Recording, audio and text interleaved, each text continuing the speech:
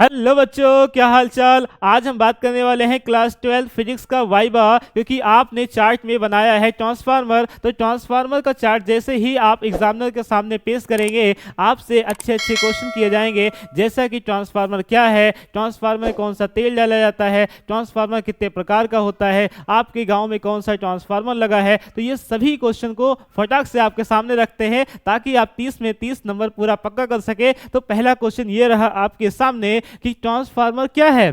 तो वही ट्रांसफार्मर होता है जो उच्च विभव वाली धारा को कम विभव और कम विभव वाली धारा को उच्च विभव में परिवर्तित करने का कार्य करता है। यही आपको एग्जामिनर को बताना है। हमने आपके लिए यहाँ लिख करके रख दिया है ताकि टाइम कम लगे। ट्रांसफार्मर एक ऐसा साधन है जो वोल्टेज को परिवर्तित करता है। ये उच्च विभव को निम्न विभव और निम्न विभव को उच्च विभव में परिवर्तित करने का कार्य करता है। आ गया सर, आगे बात करते हैं।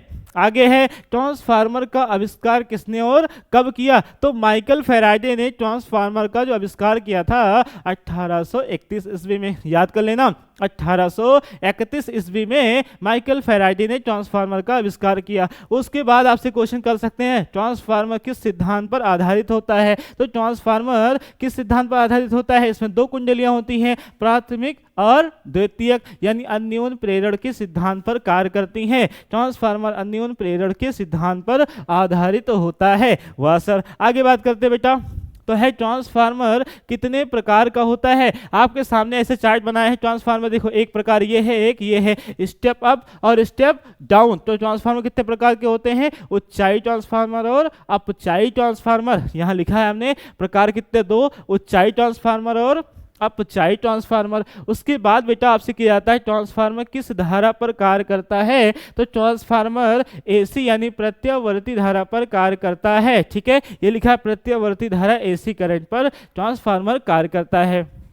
उसके बाद क्वेश्चन नंबर 6 है ट्रांसफार्मर में कौन सा तेल डाला जाता है। सबसे ज्यादा पूछे जाने वाला क्वेश्चन है कि आपके दिमाग में कहीं ना कहीं ऐसा गूंज रहा होगा, सर ट्रांसफार्मर में तेल क्यों डालते हैं, वो तेल कौन सा होता है, उस तेल का क्या नाम होता है। ठीक है, एग्जामिनर भी आपसे करेगा बेटा। तो ट्रांसफार्मर में तेल क्यों डाला जाता है, क्योंकि भैया ट्रांसफार्मर गर्म हो जाता है, बहुत ज्यादा वोल्टेज आता है, तो उसे शीतलक करने के लिए, उसे ठंडा करने के लिए, कूल करने के लिए, जैसे नवरत्न तेल होता नहीं ठंडा वाला, तो इसमें नेफ्थलीन, कौन सा तेल डाला जाता है, नेफ्थलीन तेल डाला जाता है जो ट्रांसफार्मर को ठंडा करके रखता है। और ये इंसुलेटर होता है, यानी ये तेल कैसा होता है, अचालक होता है। यहाँ मैंने लिखा है नेफ्थेलिक ऑयल डाला जाता है ट्रांसफार्मर क्रोड़ को ठंडक यानी शीतलन प्रदान करने के लिए, जिससे उष्मा हानि कम से कम हो जाती है। उसके बाद क्वेश्चन है ट्रांसफार्मर को डीसी धारा पर प्रयोग क्यों नहीं करते हैं। क्योंकि डिस्क धारा में अन्योन्य प्रेरण नहीं होता है, जबकि ट्रांसफार्मर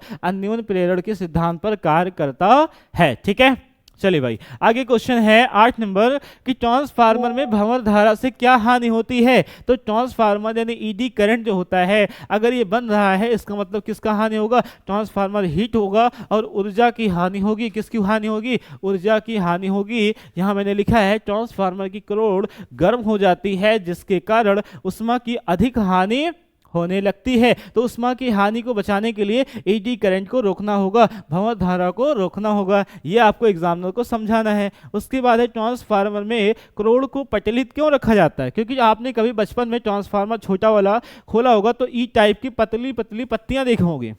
आखिर उससे मोटा लोहे से क्यों नहीं बनाते। अगर मोटा लोहा इकट्ठा कर दें तो उसके रेजिस्टेंस यानी प्रतिरोध क्या होते हैं, बढ़ जाते हैं, जिससे वो हीट होकर पिघल जाएगा। इसलिए हम लोग क्या करते हैं, पतली पतली रॉड बनाते हैं और उसके प्रतिरोध को कम करते हैं, जिसकी ऊर्जा की हानि कम हो जाती है और वो पिघलता भी नहीं है। ठीक है, तो भंवर धारा को कम करने के लिए, भंवर धारा कम हो जाएगा, हीट नहीं होगा, ऊर्जा की हानि बच जाएगी और हमारे ट्रांसफार्मर की दक्षता बढ़ जाएगी। ठीक है, ये सभी क्वेश्चन है। उसके बाद अगला क्वेश्चन है ट्रांसफार्मर की करोड़ किस धातु की बनी होती है। तो ट्रांसफार्मर करोड़ किसकी बनी होती है भाई, नर्म लोहे की बनी होती है। हार्ड लोहा का प्रतिरोध क्या होता है, ज्यादा होता है, तो अधिक प्रतिरोध है, इसका मतलब क्या होगा, धारा को प्रवाहित होने में कम बहुत समय लग जाएगा। समय भी कम करना है और अधिक से अधिक धारा हमें घटाना है, बढ़ाना है। ठीक है, उसके बाद हम लोग क्या करते हैं, ट्रांसफार्मर की दक्षता कितनी होती है, मतलब कितना अच्छे से काम कर पाता है, तो 70 से 95% तक इसकी दक्षता होता है। इसके बाद आपसे क्वेश्चन किया जा सकता है कि ट्रांसफार्मर का हिंदी में क्या नाम होता है बेटा, तो ट्रांसफार्मर का हिंदी नाम होता है परिणामित्र। क्या होता है, परिणामित्र। और ट्रांसफार्मर होता है इंग्लिश नेम जो ट्रांसफर करने का कार्य करता है। तो इस प्रकार से आप कॉन्फिडेंट होकर के सारे क्वेश्चन का जवाब देंगे और 30 में 30 अगर एग्जामिनर ने लिख दिया तो स्कूल वाले आपसे एक भी नंबर नहीं काट सकते। तो ऑल द बेस्ट, मिलते हैं एक नए वीडियो में। केमिस्ट्री में डेनियल सेल को लेकर के इसी चैनल पर पढ़ा है, उसे आप सब जरूर देखें, विजिट करें। All the best.